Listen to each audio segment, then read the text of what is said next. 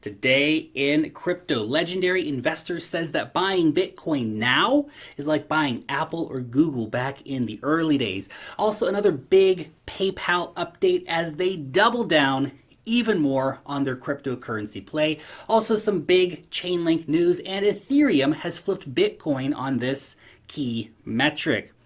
My name is Lark, and this is where you subscribe for all of the hottest and all of the latest happening out here in the wild land of crypto.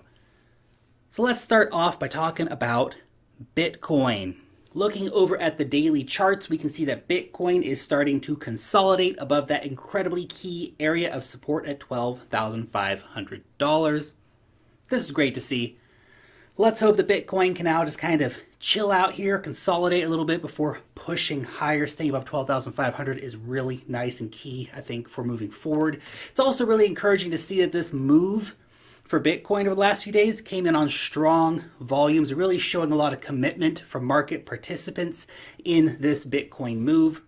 Just look at the volume on this move over the last couple of days versus recent pushes higher.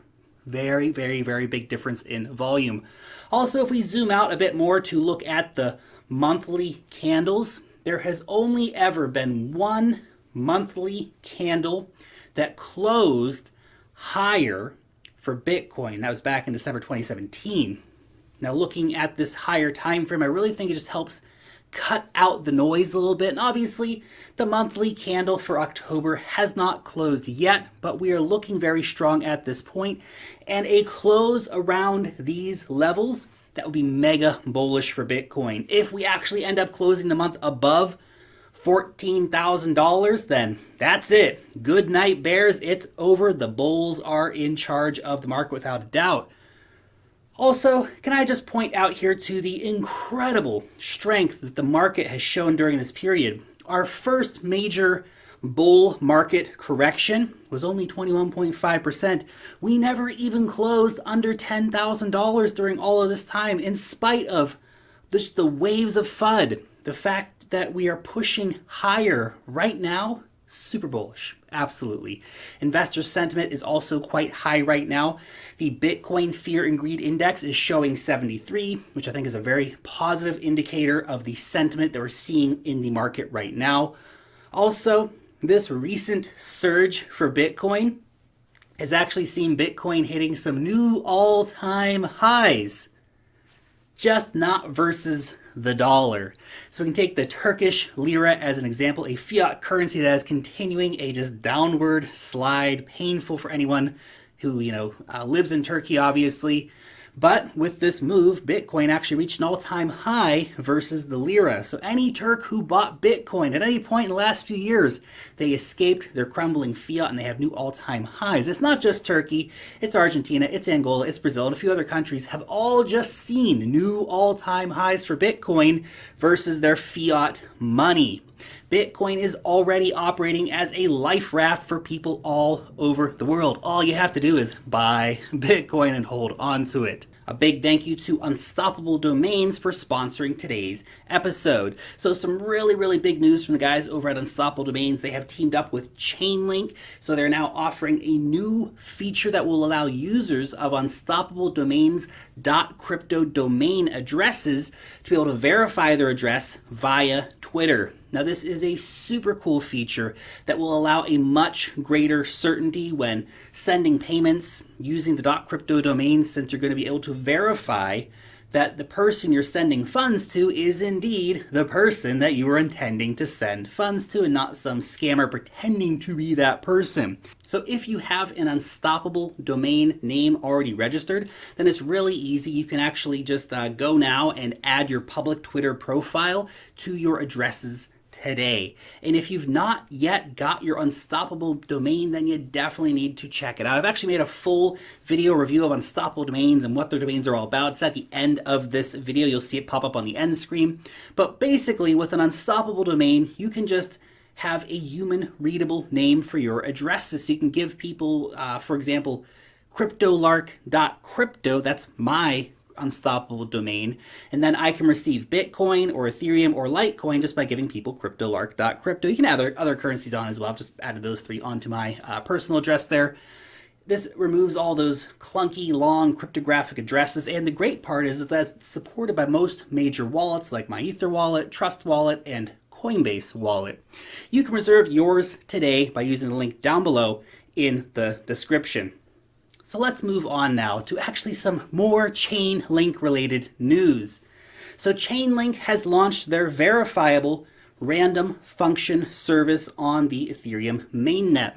Now this provides users with a source of verifiable randomness, but directly on chain, which has massive implications for different applications that might want to integrate such a service. Think about things like lotteries. In fact, the no loss lottery pool together is the first application to be using Chainlink's VRF technology to securely and fairly select random winners in its upcoming V3 release for their service. So that's really awesome. I also have some big PayPal updates for you as well.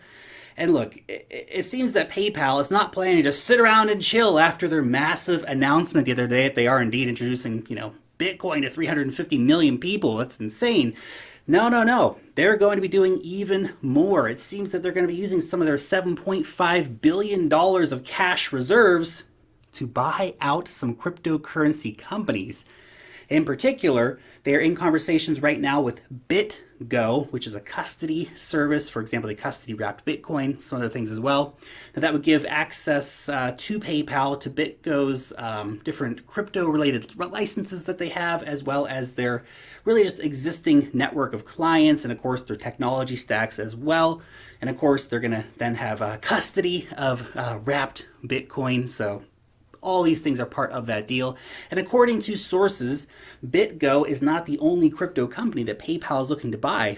Rumor says that they're talking about 12 different companies right now. Although we don't have the names of those other companies, they are definitely out to buy up some crypto infrastructure. It seems to me that PayPal learned very, very well the lesson of Blockbuster. Instead of laughing Netflix out of the room like Blockbuster did, PayPal is not only launching their own cryptocurrency service, they're also buying up crypto companies. Very, very smart, PayPal. Now let's talk a little bit about Ethereum. So I've got an insane Ethereum story here for you. Ethereum has now become the dominant settlement layer in the cryptocurrency economy. In fact, it is on schedule to top $1 trillion in transaction volume this year. That's wild.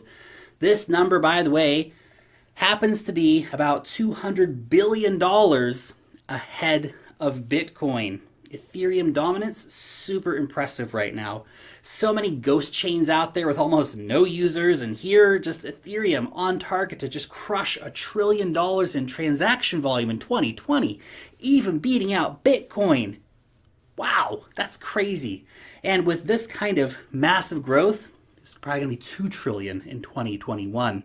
When Ethereum 2.0 finishes rolling out, I think it's going to mean the death of a lot of these competing chains that are already kind of zombie chains anyway. Not all of them, but quite a few of them. Ethereum in the end seems to have been the real Ethereum killer. And flipping Bitcoin in terms of total transactional value, that's big. That's super, super big. And the final story for today, legendary billionaire investor Paul Two-Door Jones, Two-Door, has been talking about Bitcoin again. So let's hear what he had to say.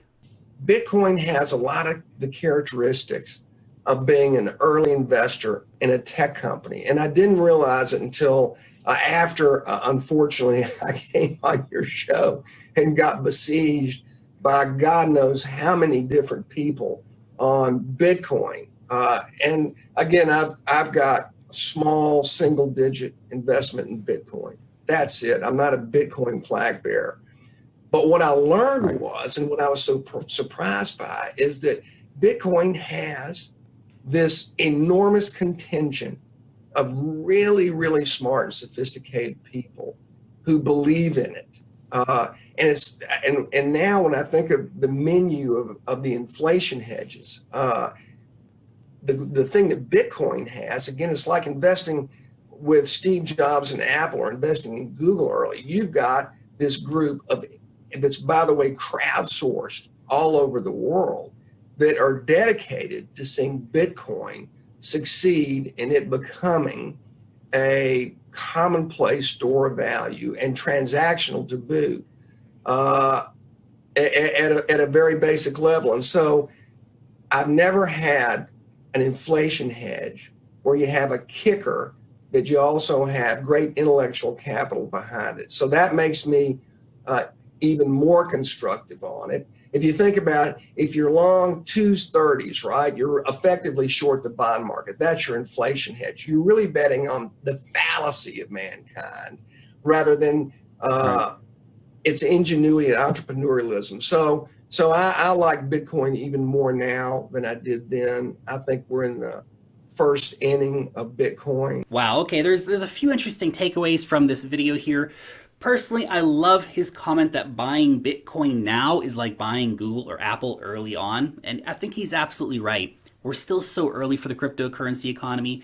To see Bitcoin, for example, just get to the market cap of gold, it's going to mean a 40x gain for Bitcoin. 40x gain for Bitcoin.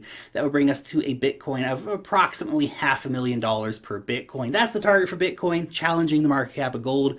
But Paul, he's only interested in Bitcoin, which I understand. I get it. It keeps it simple and it's kind of the main exposure to the cryptocurrency economy. But if Bitcoin goes that high, then what kind of mind-numbing gains are going to be made with Ethereum, Polkadot, and all like the low-cap altcoin stuff? It's going to be crazy. Still though, 40x my Bitcoin.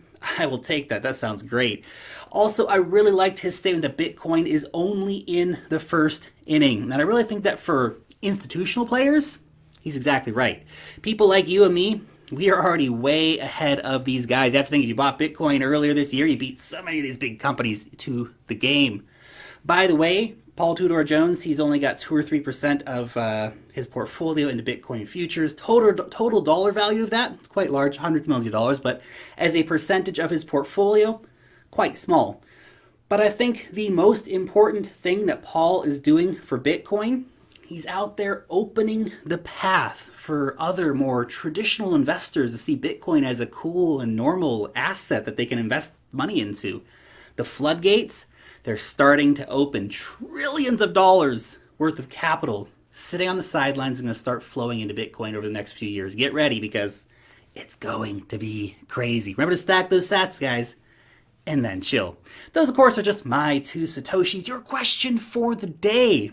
Do you think that Ethereum will ever flip Bitcoin to become the #1 cryptocurrency by market cap? Hit me up down in the comment section. Thanks so much for watching today's video. Long live the blockchain and peace out till next time.